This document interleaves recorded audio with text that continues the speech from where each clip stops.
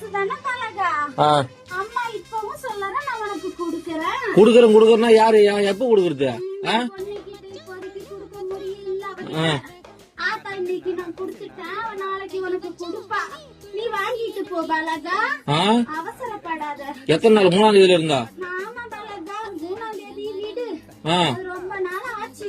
விடு, நீ ஈஸியா சொல்ற. வீட்டுல உட்காந்து விடு, நான் போய் பேச்சு வாங்கி உனக்கு பணத்துக்கு.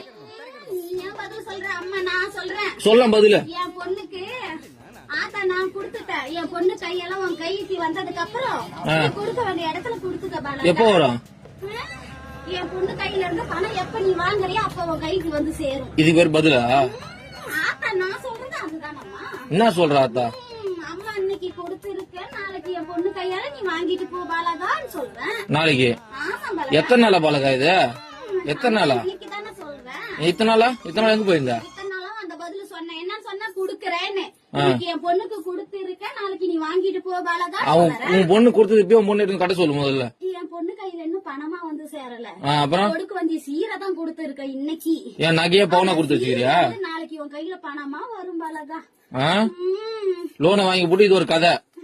லோன் இல்ல, வாங்கின கடனுக்கு தான் எங்க அண்ணனுக்கு நீயே வட்டி கட்டிக்கிட்டு வர. தெரியாதா? கோவிந்த